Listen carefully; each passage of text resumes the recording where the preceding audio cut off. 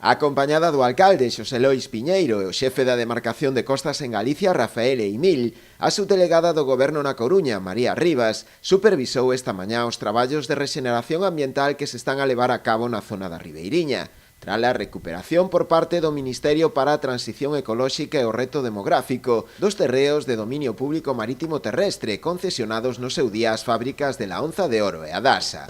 A actuación que está a realizar a demarcación de costas conta cun orzamento duns 800.000 euros, financiados con cargo aos fondos do Plan de Recuperación. Como digo, é unha obra financiada 100% cos fondos de recuperación. Sí que me gustaría destacar que é unha destas actuacións que nos permiten visualizar como o Plan de Recuperación está chegando a cada un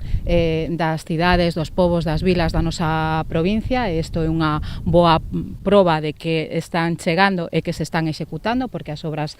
xa están en marcha. A superficie é unha superficie de 5.500 metros cuadrados que recuperaremos ao seu estado natural. O alcalde agradeceu a actuación, que permitirá recuperar unha zona dun alto valor paisaxístico e medioambiental. Máis complicado, segundo el, será resolver o problema do derrube da vella fábrica de Adasa, que ven a recuperar unha zona que no seu día foi ocupado por unha instalación fabril, e que vai a significar unha recuperación paisaxística, un novo uso de ocio e incluso de marisqueo, do que sexa, nunha zona natural. Por lo tanto, é unha obra que é moi ben recibida polo Concello da Pobra, por suposto, e que, quedarán pendentes outras actuacións, porque xa, como podes ver, a fábrica de Adasa vai a seguir en pé, pero aí, entre costas, entre Concello, e espero que os propios responsables, propietarios da fábrica, podemos chegar a unha solución o antes posible para recuperar xa definitivamente toda esta zona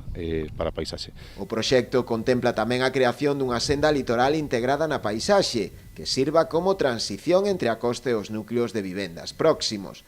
O prazo de execución dos traballos é de 8 meses, polo que poderían estar rematados durante este verán.